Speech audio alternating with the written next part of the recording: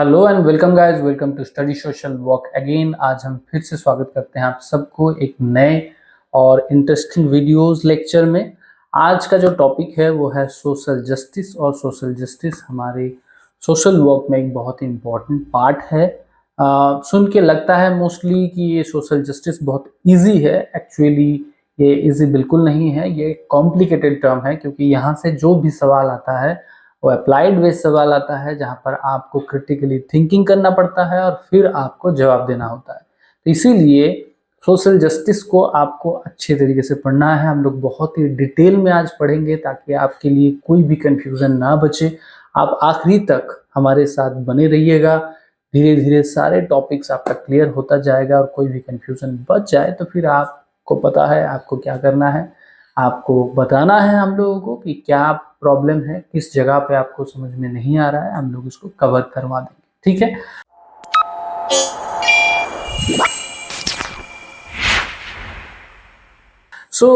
अगर हम social justice के बारे में समझने के प्रयास करेंगे सोशल वर्क में, तो बेसिकली सोशल जस्टिस को इस तरीके से प्रेजेंट किया गया है सोशल वर्क में कि हमें लगता है कि हम लोग एकदम शुरुआती दौर से अभी तक जो भी काम हुआ है सोशल वर्क सेक्टर में, सोशल वर्क में, वो सारे सोशल जस्टिस के लिए ही है।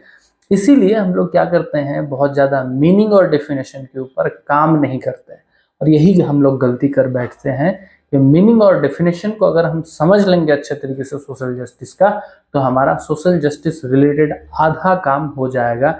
इसके बाद थोड़ा बहुत फैक्चुअल डेटा आप याद रख लेंगे तो आपका काम बन जाएगा। तो देखिए, हम लोग पहले थोड़ा सा ओवरव्यू समझ लेते हैं। रॉबिन्सन जी ने एक डेफिनेशन दिया है, जो डेफिनेशन को हम लोग पढ़ लेते हैं और बेसिक सोशल जस्टिस के बारे में समझ लेते हैं। एक एक करके तोड़ तोड़ के पढ़ेंगे, ज़्यादा जल्दबाजी नहीं करेंगे, ताकि हर एक चीज़ आपको डिटेल में समझ में आ जाए। ठीक है।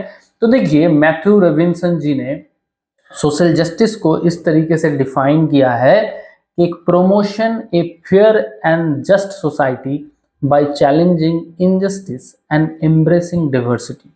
It ensured that all people, regardless of their background, received fair treatment, human rights support, and an equal share of community resources in a just society. So, no one should face discrimination and restriction based on gender, religion, race, disabilities, socioeconomic status, and other personal characteristic. देखिए, यहाँ पर जो definition है बहुत आसान है और हम लोगों को इसके बारे में समझ है ना। तो हम लोग डेफिनेशन में समझ लेंगे, लेकिन इसके पहले हम लोग थोड़ा सा बैकग्राउंड को समझ लेते हैं। तो जो हम सोशल जस्टिस के बारे में बात कर रहे हैं आज के दिन में, सोशल जस्टिस देखिए, समाज में एक प्रक्रिया है जिसके माध्यम से समाज में हम लोग फेयरनेस को, इक्वलिटी को और डिस्ट्रीब्यूशन ऑफ रिसोर्सेस को हम और बहुत ही ट्रांसपेरेंट वे में करने के प्रयास करते हैं। इसी को सोशल जस्टिस बोला जाता है, ताकि एज पर रॉबिन्सन जी का जो डेफिनेशन है उसमें भी यही हम लोगों को समझ में आ रहा है कि उनका कहना है promotion a fair justice. Society में जो भी हो रहा है उसमें एक जस्टिस प्रमोट करना है कि इक्वलिटी, जिसको जितना जरूरत है उसको उतना मिलना चाहिए, एक्चुअली में जो नीड है वो फुलफिल होना चाहिए, और पर्सनल कैरेक्टरिस्टिक के ऊपर बेस करके, जैसे रेस, कास्ट, सेक्स, जेंडर, इसके आधार पे कोई भी डिस्क्रिमिनेशन नहीं होना चाहिए। तो यही है ultimately definition of social justice according to Matthew Robinson. ये मैं नहीं कह रहा हूँ, रॉबिन्सन जी कह रहे हैं। लेकिन अगर हम बेसिक बैकग्राउंड को समझने के प्रयास करेंगे तो देखिए, जो सोशल जस्टिस है वो कभी ना कभी जो जब से हमारा सोसाइटी बना है तब से चलता आ रहा है, और अलग अलग फेज में अलग अलग तरीके से सोशल जस्टिस को डेवलप करने के लिए मैकेनिज्म को दिया गया है। जैसे अगर हम बात करेंगे, एकदम शुरुआती दौर में जब सोशल जस्टिस के बारे में हम बात करते हैं, उस टाइम क्या होता है, उस टाइम सोशल जस्टिस को गॉड के साथ जोड़ के, गॉड के साथ, इसका मतलब भगवान के साथ जोड़ के देखा जाता था कि अच्छा कर्म करोगे तो आपके लिए भगवान अच्छा चीज लेके आएगा। तो ये अच्छा कर्म का मतलब क्या है? अच्छा कर्म में यही तो आता है कि हम दूसरे के लिए, हम अपने लिए जितना सेंसिबल हैं, अपने लिए जो जस्टिस हम एक्सपेक्ट कर रहे हैं, हम दूसरे के लिए भी करेंगे, यही ना।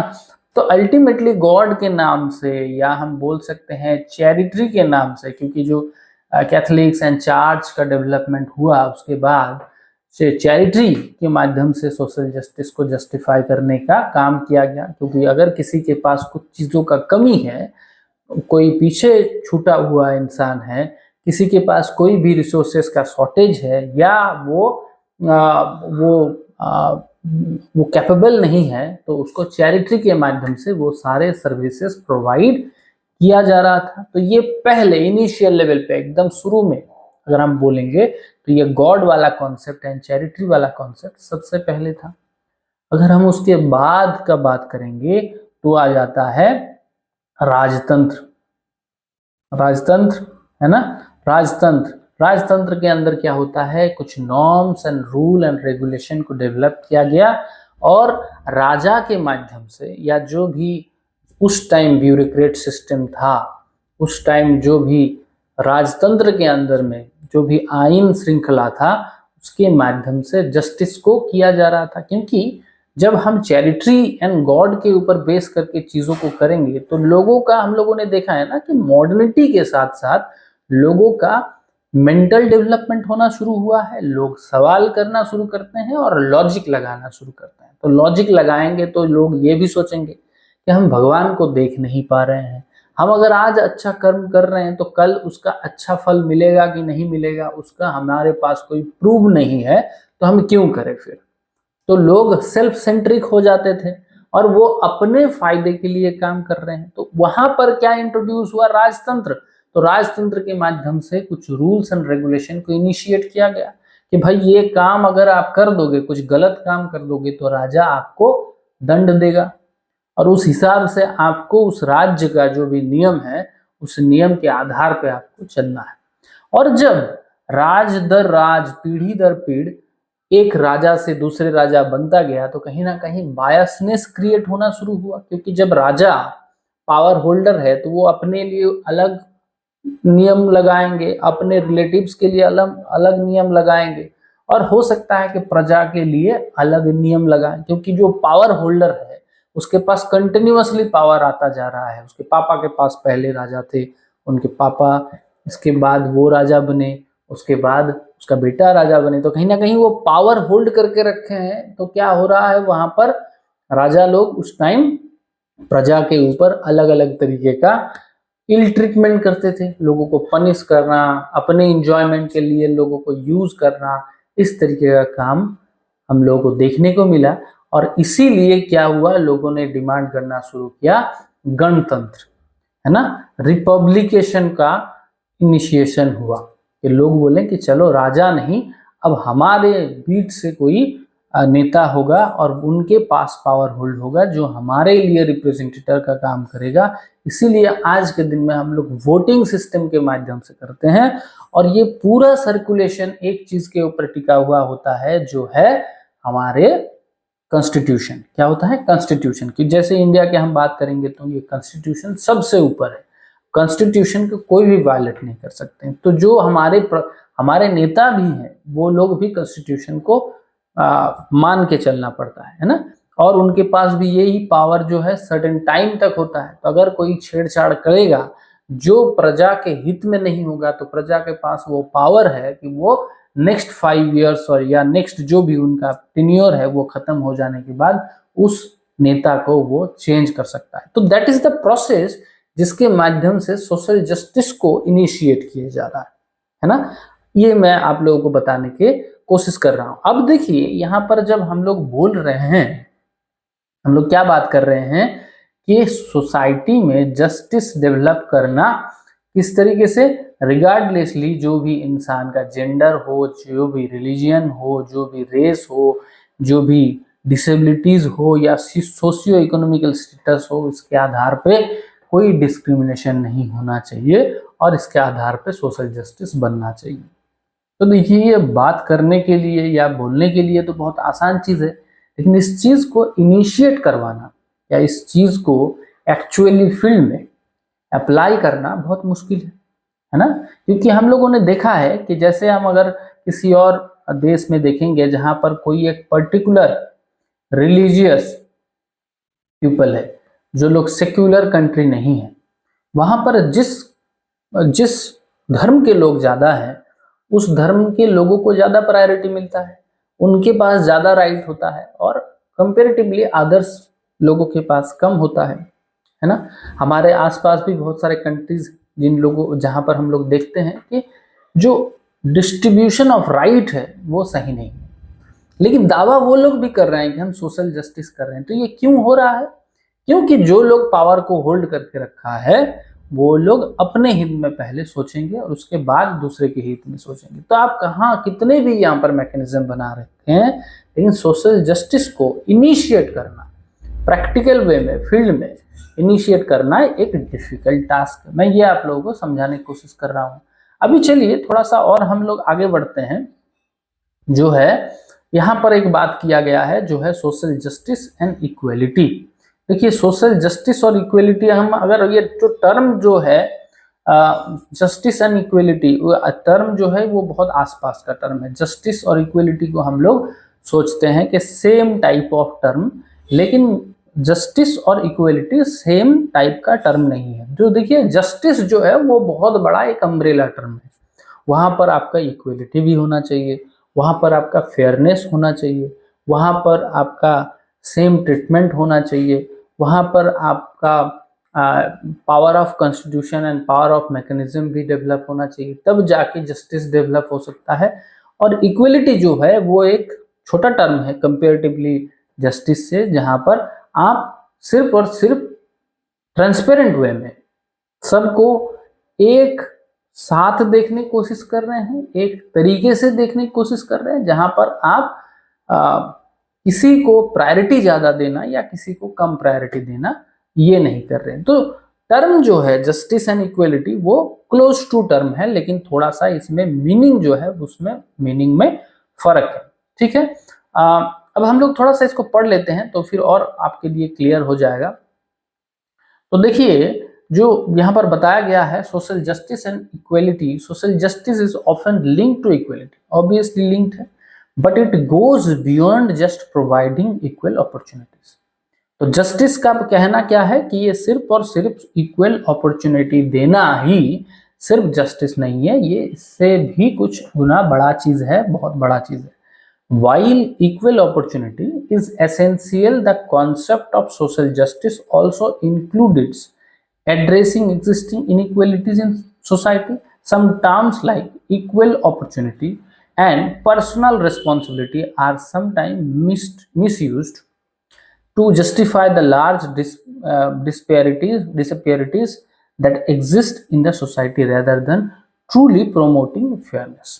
ये सच बात है और हम इसको चीज़ों को समझने के प्रयास करेंगे कि देखिए हमारे सोसाइटी में कुछ टर्म है जैसे equal opportunity and personal responsibility. ठीक है, personal responsibility and equal opportunity हम समझने के प्रयास करते हैं तो सॉरी तो जाके आपका सोशल जस्टिस और थोड़ा सा क्लियर हो जाएगा और आपको समझ में भी आएगा कि इक्वलिटी का बात जो हम कर रहे हैं उसमें कितना फर्क भी है। देखिए हम अगर इक्वल अपॉर्चुनिटी के बारे में हम बात करते हैं, इसका मतलब है रिगार्डलेसली कोई भी कम्युनिटी से आप बिलोंग कर रहे हैं, कोई भी आप स्टेटस, आप इकोनॉमिकल कंडीशन, आप किसी भी जेंडर, रेस, सारे जगह से आप आ रहे हैं, आपको इक्वली अपॉर्चुनिटीज देना है और आपको इक्वली सारे चीज़ों का रिसोर्सेस का बंटन करना है, सारे चीज़ों का अपॉर्चुनिटी को आपको देना है। तो ये इक्वल अपॉर्चुनिटी है।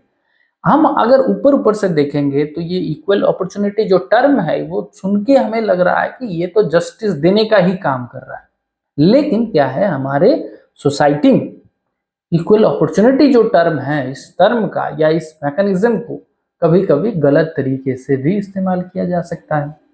क्योंकि जब हम इक्वल बना रहे हैं, सब चीजों को हम इक्वल बना रहे हैं, तो वहां पर हम लोग क्या कर रहे हैं, एक ही पैरामीटर सेट कर दे रहे हैं। हम लोग डीपर लेवल पे नहीं समझने के प्रयास कर रहे हैं कि किसके पास किस तरीके का चैलेंजेस है, कौन से पीपल के पास किस तरीके का एडवांटेज है और उस हिसाब से हम उनको अपॉर्चुनिटी प्रोवाइड करें।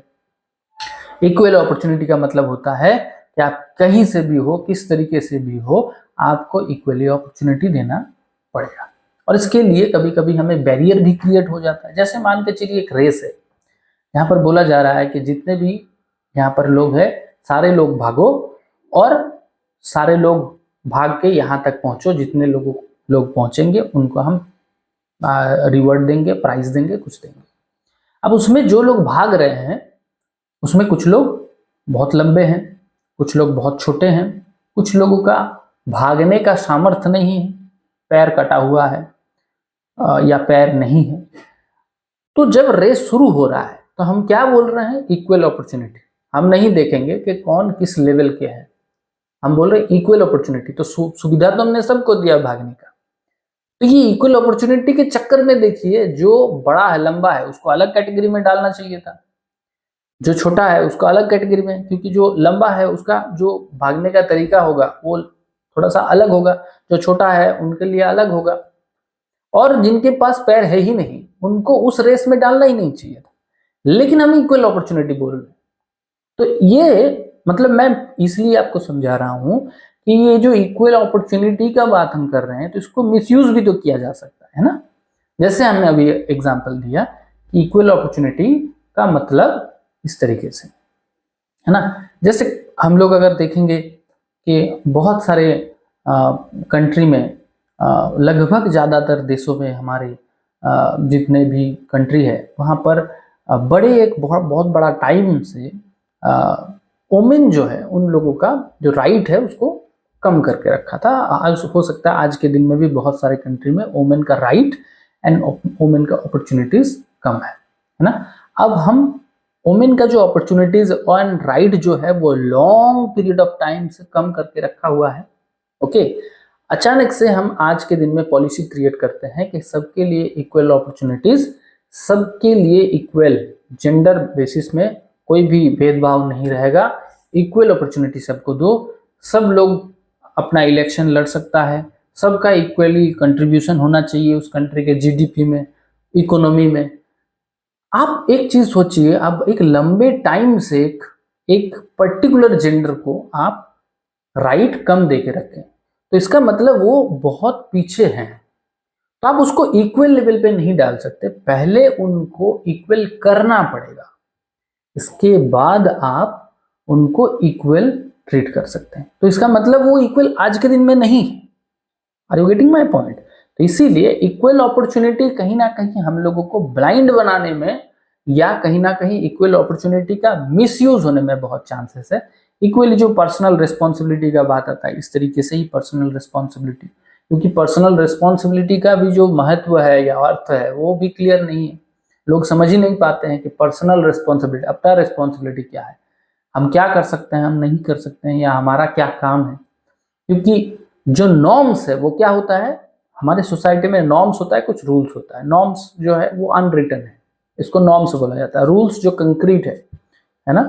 तो नॉर्म्स में क्या होता है, हमारे पास थ्योरी के लिए हमारे पास कुछ चीजें डाला हुआ होता है कि ये करना चाहिए, ये नहीं करना चाहिए, लेकिन वो रिटर्न नहीं है, उसके लिए कोई पर्टिकुलर जो पनिशमेंट है वो भी एग्जैक्ट नहीं फॉर्म में नहीं है। तो इसीलिए नॉर्म्स के हिसाब से अगर हम देखेंगे तो पर्सनल रिस्पॉन्सिबिलिटी में भी लोग घुल सकते हैं, लोग धुंधला चीजें के साथ इनकाउंटर कर सकते हैं, लोग समझ नहीं पाएंगे कि हमारा पर्सनल रिस्पॉन्सिबिलिटी क्या है, और एक्सप्लेनेशन भी उस तरीके से नहीं है, लेकिन यूजेस ऑफ द वर्ड जो है वो बहुत वाइटल है, वो बहुत ज़्यादा है। इसीलिए इक्वल अपॉर्चुनिटीज, पर्सनल रिस्पॉन्सिबिलिटी, ये सारे चीज़ कहीं ना कहीं जस्टिस से थोड़ा सा दूर है। तो हम अभी जो इक्वल का बात कर रहे थे, हम जो अभी इक्वल के बारे में बात कर रहे थे, तो आप लोगों को पता चल गया होगा कि इक्वलिटी एंड जस्टिस ये क्लोज टू वर्ड तो जरूर है, लेकिन ये एकदम एग्जैक्ट नहीं है कि इक्वलिटी का मतलब ही जस्टिस है। ओके, तो मैं आशा रख सकता हूं यहां तक टॉपिक, यहां तक क्लियर है। हम लोग थोड़ा सा और अभी आगे बढ़ते हैं। ओके, नहीं समझ में आएगा तो हमें बताते रहना है। ओके, चलिए अब हम लोग पढ़ते हैं थ्योरीज ऑफ सोशल जस्टिस में हमारे पास दो तरीके का डेफिनेशन है, जो एक जॉन रॉल्स जी ने दिया है और दूसरा है डेविड मिलर जी। ठीक है, John Rawls and David Miller, ये दो लोगों ने, एक बहुत ही दिग्गज लोग हैं ये लोग, और यहाँ इन दोनों का जो डेफिनेशन है कहीं ना कहीं वो डेफिनेशन भी सोशल जस्टिस का जो डेफिनेशन है या सोशल जस्टिस का जो मीनिंग है वो इन दोनों के डेफिनेशन के इर्द गिर्द घूमता है, और इसीलिए हम लोगों को ये दो डेफिनेशन अच्छे तरीके से समझना चाहिए। ओके, तो देखिए जॉन रॉल्स का अगर हम बात करेंगे तो जॉन रॉल्स का जो डेफिनेशन है, इस डेफिनेशन में theory of social justice as fairness, ये टर्म को यूज किया गया। तो देखिए फेयरनेस जब भी वर्ड मिलेगा आपको तो आप समझ लीजिएगा कि ये जॉन रॉल्स जी का बात हो रहा है, फेयरनेस। ठीक है, 2003 में दिया गया था। तो Rawls emphasises that justice should ensure fairness particularly for the most disadvantaged group in society। इनका कहना है कि सोशल जस्टिस जो है वो फेयर है। इनका कहना है कि सोशल जस्टिस फेयरनेस को इंश्योर करती है, particularly most disadvantage group in society. Most disadvantage group जो है उन लोगों के लिए फेयरनेस होना बहुत जरूरी है ताकि सोशल जस्टिस एंश्योर हो पाए। बहुत अच्छी बात है, नॉर्मल बात है। अब चीज़ों को समझते हैं। एक उसके पहले हम लोग डेविड मिलर जी का भी डेफिनेशन पढ़ लेते हैं, जिसको social justice, principle of social justice के नाम से फेमस है। तो मिलर जी क्या बोल रहे हैं? Miller focus on how justice is applied in different areas of society considering need, rights and fair distribution of the resources. Okay, तो देखिए यहां पर एक चीज निकल के आया जो है डिस्ट्रीब्यूशन। डिस्ट्रीब्यूशन है ना, तो डिस्ट्रीब्यूशन इज इंपॉर्टेंट टर्म जो सोशल जस्टिस में यूज होता है, और इसको हम लोग अच्छे तरीके से समझेंगे भी ये दो डेफिनेशन के साथ साथ, है ना। तो देखिए जो जॉन रॉल्स जी का जो डेफिनेशन है उसमें क्या बोला गया कि फेयरनेस को एंश्योर करना है जो most disadvantage group of people के लिए है, कि अगर हम फेयरनेस के साथ काम करेंगे तो मोस्ट डिसएडवांटेज ग्रुप, जो लोग भी डिसएडवांटेज में है, जिन लोगों को एक्चुअली सोशल जस्टिस करना चाहिए, जिन लोगों के लिए, उन लोगों के लिए वो जस्टिस होगा। तो देखिए यहां पर अगर हम बात करेंगे फेयरनेस, तो इनके डेफिनेशन में कोई दिक्कत ऐसा है नहीं, हमें दिक्कत नहीं निकालना है। लेकिन क्या है ना, इनके डेफिनेशन में बहुत ज्यादा क्रिटिसिज्म भी आया है। ओके, तो उस क्रिटिसिज्म को हम समझ लेंगे तो फिर आप लोगों को और ज़्यादा अच्छे तरीके से सोशल जस्टिस को समझने में आप लोगों को मदद मिलेगा। तो देखिए यहाँ पर बताया जा रहा है कि जो मोस्ट डिसएडवांटेज पीपल है उन लोगों के लिए फेयरनेस होगा तो मोस्ट डिसएडवांटेज लोग जो हैं वो लोग ज़्यादा उसमें यूजफुल रहेगा, उन लोगों के लिए ज़्यादा एडवांटेज रहेगा और वो सोशल जस्टिस को एंश्योर करने के लिए मदद करती है। तो अगर हम बात करेंगे फेयरनेस का, तो फेयरनेस का मतलब क्या होता है? फेयरनेस का मतलब होता है पक्षपात ना करना।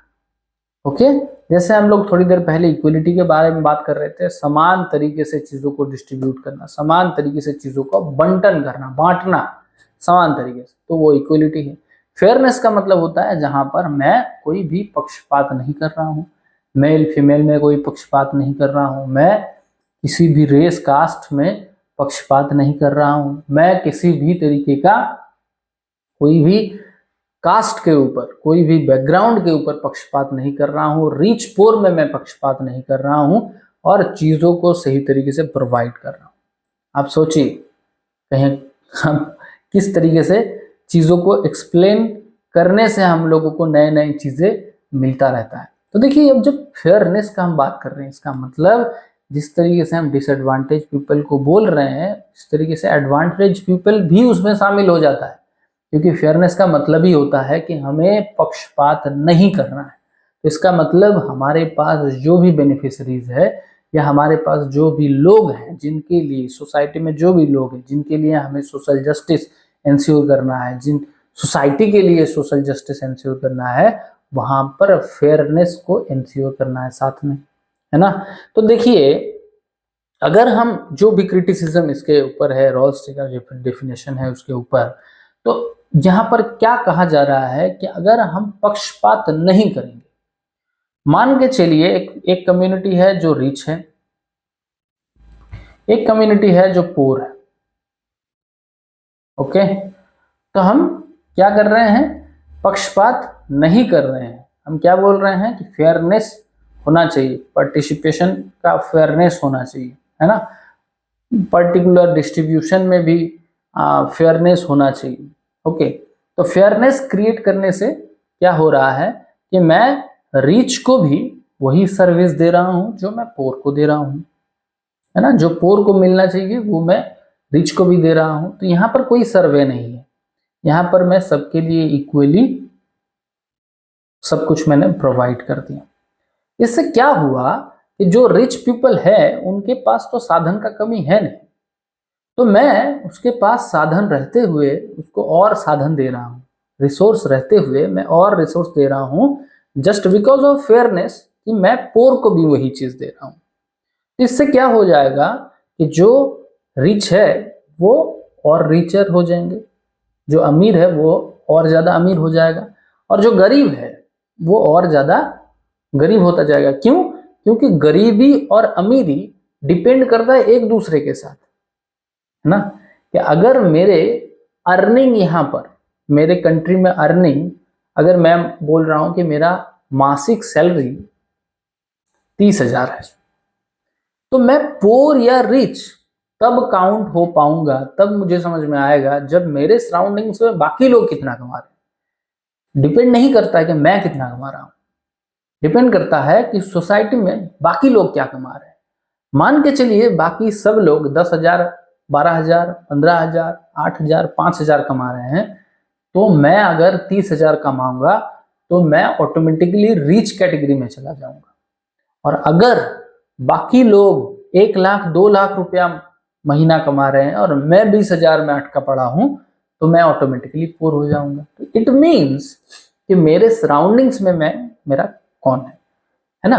तो जो लोगों के पास ऑलरेडी रिसोर्सेस हैं उनको फिर मैं और रिसोर्सेस दे रहा हूं बिकॉज ऑफ द फेयरनेस, और जो पोर हैं उनको भी रिसोर्सेस दे रहा हूं। तो कहीं ना कहीं जो पोर और रिच का जो बैलेंस है वो कहीं कभी भी इक्वलिटी की तरफ नहीं जाएगा, वो वेरिएशन क्रिएट ही करता रहेगा, है ना, क्योंकि जब रिसोर्सेस ज्यादा होता जाएगा तो उनके पास और रिसोर्सेस मल्टीप्लाई होता जाएगा, है ना। तो कहीं ना कहीं जो अमीर इंसान है वो और अमीर होगा, जो गरीब इंसान है वो कमी हो जाएगा। अब मैं अगर बोलूंगा कि चलो ठीक है, उनका तो ये भी कहना है कि मोस्ट डिसएडवांटेज पीपल को ज्यादा प्रायोरिटी दो, तो हम ज्यादा प्रायोरिटी दे रहे हैं, तो इसका मतलब ऐसा भी तो नहीं हो सकता ना। कभी कभी ऐसा भी सोचा जाता है कि ठीक है, अगर रिच पीपल के पास ज्यादा साधन है तो उनके साधन को छीन के हम गरीब को दे दें, ताकि एक कम्युनिटी में बैलेंस बन जाए, सोसाइटी में बैलेंस हो जाए। लेकिन ये भी नहीं कर सकते। क्यों नहीं कर सकते? क्योंकि किसी के पास से हम छीन के किसी और को रिसोर्सेज देंगे तो वो क्या हो जाएगा, वो भी तो इनजस्टिस हो जाएगा, रिच पीपल के लिए इनजस्टिस हो जाएगा ना, तो वो भी नहीं दे सकते। दूसरा ये प्रोसेस है कि हम किसी भी जो भी इंसान जो पोर है, इसका मतलब ही नहीं है कि वो पोर किसी और के वजह से है ना। तो अगर किसी और के वजह से नहीं पोर है तो हम किसी और के रिसोर्सेस को कैसे दे सकते हैं? नहीं दे सकते। दूसरा तीसरा ये भी पॉइंट है कि हम बैलेंस बनाने के लिए वन टाइम देंगे, लेकिन ऐसा तो जरूरी नहीं है कि उनके पास रिसोर्सेस के कमी के ही वजह से वो गरीब है। हो सकता है कि वो आलस है, हो सकता है कि वो काम नहीं करना चाहते हैं, हो सकता है वो काम करना नहीं जानता है, वो स्किल्ड पीपल नहीं है, हो सकता है कि उनका काम करने का मन नहीं है, या हो सकता है कि वो अपने लाइफ से बहुत ज्यादा खुश हैं कि उनको नहीं काम करना है, तो वो पोर है लेकिन वो हैप्पी है। तो इसीलिए किसी भी चीज का बंटन अगर हम इस तरीके से करेंगे कि डिसएडवांटेज पीपल को ज्यादा दे दें तो वो भी काफी नहीं है, या हम किसी रिच पीपल से ले लें वो भी इनजस्टिस हो जाएगा। और अगर रिगार्डलेसली सबको सेम देख के भी फेयरली हम ट्रीटमेंट करना चालू कर दें, सबको एक तरीके से दे दो, तब भी कहीं ना कहीं प्रॉब्लम आना चालू हो जाएगा, है ना। तो इसीलिए सिर्फ और सिर्फ हम फेयरनेस के ऊपर डिपेंड करके सोशल जस्टिस को नहीं डेवलप कर सकते हैं। ये बहुत सारे क्रिटिसिज्म है इस डेफिनेशन के ऊपर। जॉन रॉस जी का जो डेफिनेशन है इसके ऊपर क्रिटिसिज्म, मैंने जितना भी अभी बात किया ये मेरा बात बिल्कुल नहीं है, ये सारे क्रिटिसिज्म है जो जॉन रॉस जी का बात के अंदर डेफिनेशन के अंदर बताया गया है, और मैं इसीलिए आप लोगों को बता रहा हूं, ठीक है। मैं सिर्फ आप लोगों को ये क्रिटिसिज्म इसीलिए बता रहा हूं ताकि आप लोग भी क्रिटिकली थिंकिंग कर पाए और इस चीज को कंसिडर करते हुए सोशल जस्टिस को समझ पाए। ओके, अगर क्रिटिसिज्म है तो कोई ना कोई तो वैलिड रीजन की वजह से ही है ना, तो हमें सिर्फ और सिर्फ डेफिनेशन को रट्टा नहीं मारना है। अभी देखिए जितना हमने बात कर लिया उसमें आप जॉन रॉस जी का जो डेफिनेशन है उसके बारे में आप भली भांति समझ गए होंगे, है ना, तो याद रखने में मुश्किल नहीं होगा ज्यादा। ठीक है, तो ये हो गया हमारा पहला डेफिनेशन। और एक चीज आप और ध्यान रखिएगा कि जब भी आपको सोशल जस्टिस में फेयरनेस वाला टर्म आपको मिलेगा तो वहां पर आप समझ लीजिएगा कि ये जॉन रॉस जी का डेफिनेशन का पार्ट है। ओके, अब हम लोग बात पढ़ते हैं दूसरा जो डेफिनेशन है उसके ऊपर डेविड मिलर जी का डेफिनेशन है, जिनका कहना है कि how justice is applied in different area of society considering need, right and fair distribution of resources. इनका कहना है कि जो रिसोर्सेज, जो जस्टिस है वो डिफरेंट एरिया ऑफ सोसाइटी में, different area of society considering the need को समझना है, और नीड को समझना है, राइट को समझना है, फेयर डिस्ट्रीब्यूशन ऑफ रिसोर्सेज को समझना है। तो देखिए इनके जो डेफिनेशन है इसमें और भी बहुत सारे एलिमेंट्स और फैक्टर्स जुड़ गया है ना, जिसमें सिर्फ और सिर्फ फेयरनेस का बात नहीं हो रहा है, वहां पर नीड को समझना, सोसाइटी के डिफरेंट डिफरेंट एरियाज को समझना और फिर डिस्ट्रीब्यूशन को समझना। तो कहीं ना कहीं यहाँ पर जो बात करने की कोशिश किया गया है कि हम जब भी जस्टिस को जस्टिफाई करने की कोशिश करें तो उस टाइम हमें हर एक इंडिविजुअल लेवल पे या जो कम्युनिटी है उस कम्युनिटी लेवल का स्टेटस पहले समझना पड़ेगा कि वो पिछड़ा हुआ है, अगड़ा हुआ है, किस तरीके का कम्युनिटी है, कितना पिछड़ा हुआ है, अगर पिछड़ा भी है तो, है ना, और फिर उस हिसाब से नीड को डेवलप करना और राइट फेयर डिस्ट्रीब्यूशन इस तरीके का काम करके हमें सोशल जस्टिस को डेवलप करना होता है। ठीक है ना, तो इसमें भी कुछ क्रिटिसिज्म ऑब्वियसली है, जैसे कंसिडरिंग द नीड, ये वाला टर्म जो है इस टर्म के ऊपर क्रिटिसिज्म है कि कुछ क्रिटिक्स का मानना है कि हम अगर नीड को ही हर वक्त देखते रहें, नीड के अकॉर्डिंगली चीजों को हम प्रोवाइड करते रहें।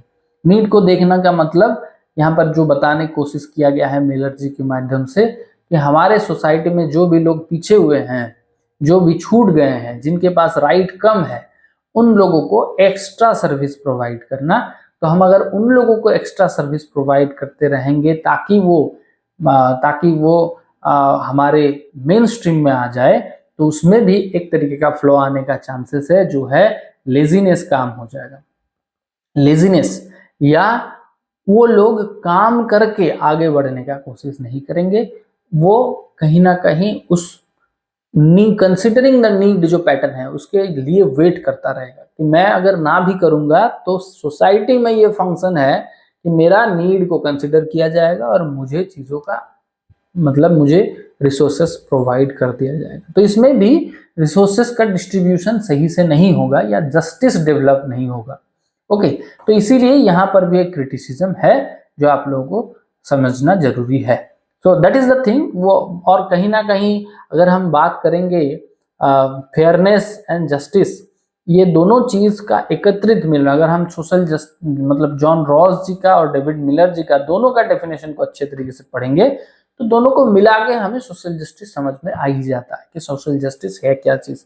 लेकिन हाँ, social justice itself is a complicated topic, जैसे मैंने आप लोगों को पहले बताया, इसीलिए इसका एग्जैक्ट डेफिनेशन बनाना या एग्जैक्ट डेफिनेशन लाना जहां पर कोई भी क्रिटिसिज्म ना हो, ये बहुत डिफिकल्ट चीज है। लेकिन ठीक है, सिलेबस में है, टॉपिक में है, पढ़ना है, कोई बात नहीं, पढ़ लेंगे भाई, है ना।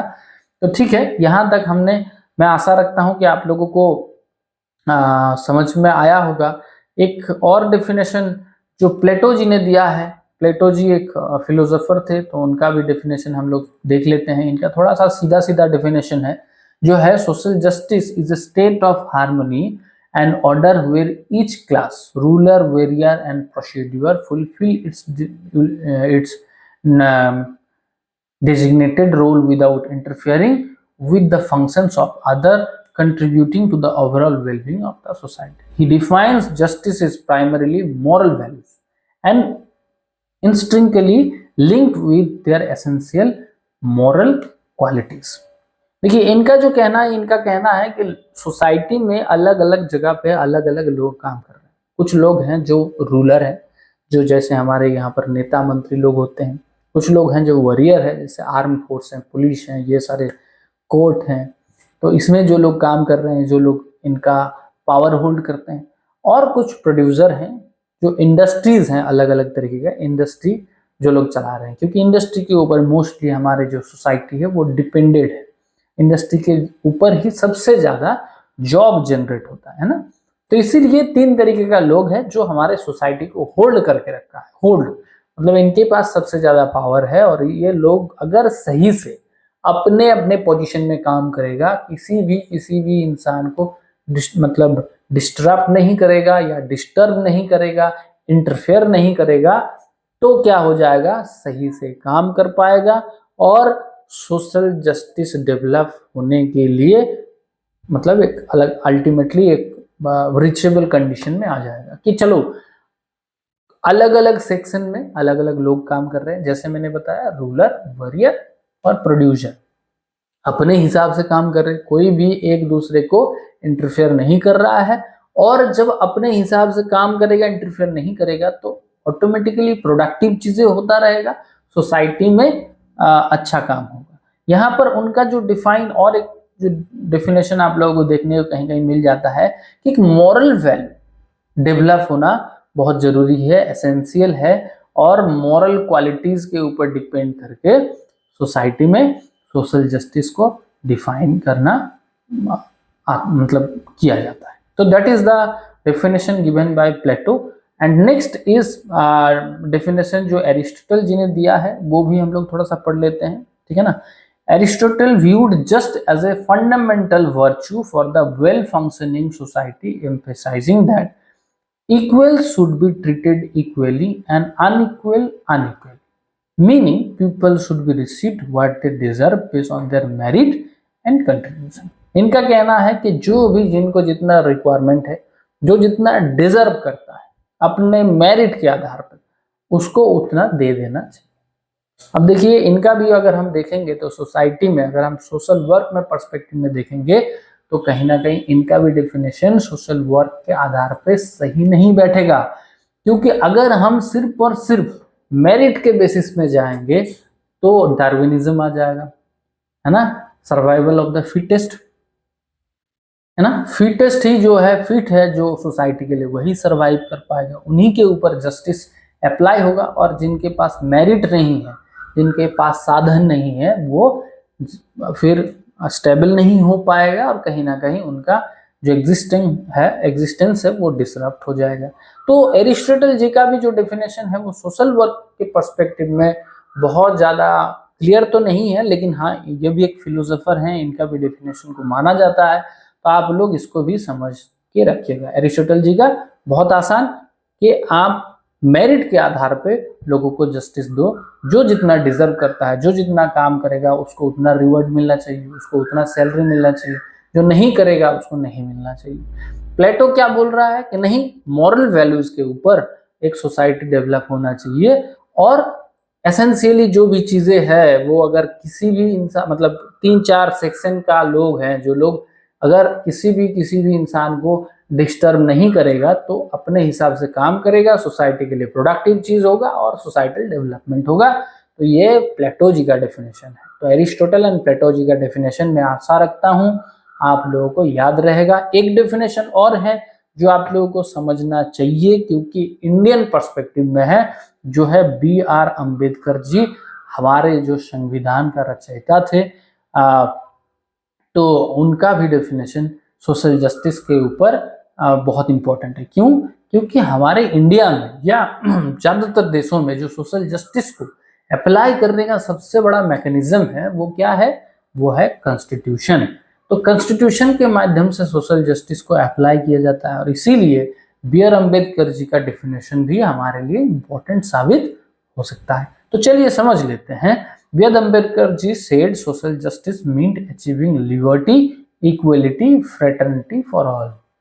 देखिए ये जो टर्म्स है ना, ये टर्म्स क्या है, हमें कॉन्स्टिट्यूशन में मिल जाता है सुनने को, प्रियम्बल में हमें मिल जाता है सुनने को, है ना, कि लिबर्टी को अचीव करना, इक्वलिटी को अचीव करना, फैटर्निटी को अचीव करना, particularly for the marginalized through society and dismantle caste and other forms of discrimination, ensuring equal opportunities and right for everyone. इनका कहना है कि हमें इक्वलिटी, लिबर्टी, फ्रेटर्निटी ये सारे चीज को एंश्योर करके देना है, फेयर सोसाइटी बनना है।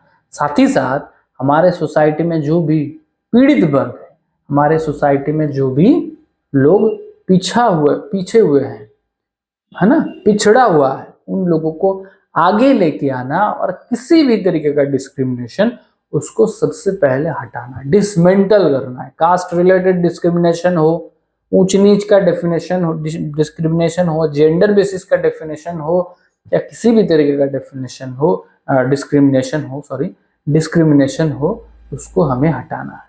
तो that is the thing given by B.R. Ambedkar, जो हमें याद रखना बहुत जरूरी है। तो मुझे जो अभी तक मैंने अभी आप लोगों को कोशिश किया समझाने का, वो है सोशल जस्टिस। और मुझे आशा है कि जो डेफिनेशन, बहुत अलग अलग तरीके का डेफिनेशन, अलग अलग पर्सपेक्टिव में हम लोगों ने सोचने की कोशिश किया, हम लोगों ने क्रिटिकली थिंकिंग करने का कोशिश किया, जहाँ पर सोशल जस्टिस आप लोगों के लिए थोड़ा सा और इजी फॉर्म में समझ में आ जाए। तो मैं आशा रखता हूँ आप लोगों को समझ में आया है। आप लोगों को समझ में आया है तो आप लोग हमें बताएंगे, नहीं समझ में आया है तो वो भी बताएंगे, ताकि हम लोग आने वाले टाइम में सारे ना समझने वाला चीज़ों को समझ पाए। ठीक है, आज के लिए हम लोग इतना ही पढ़ते हैं। इसके बाद हम लोग पढ़ेंगे कि अलग अलग पैरामीटर्स, अलग अलग चीज़ें जो कॉन्स्टिट्यूशन के अंदर है, जो सोशल जस्टिस को डेवलप करने में मदद करती है, वो सारी चीज़ को हम पढ़ लेंगे। तो आप लोग पढ़ते रहिए। हमारे ये जो अभी नोट्स है इसको मैं प्रोवाइड कर दूंगा, ताकि आप लोगों के लिए और आसान हो जाए। आप लोग अपना ख्याल रखिए, दूसरे का भी ख्याल रखिए। जय हिंद, जय भारत।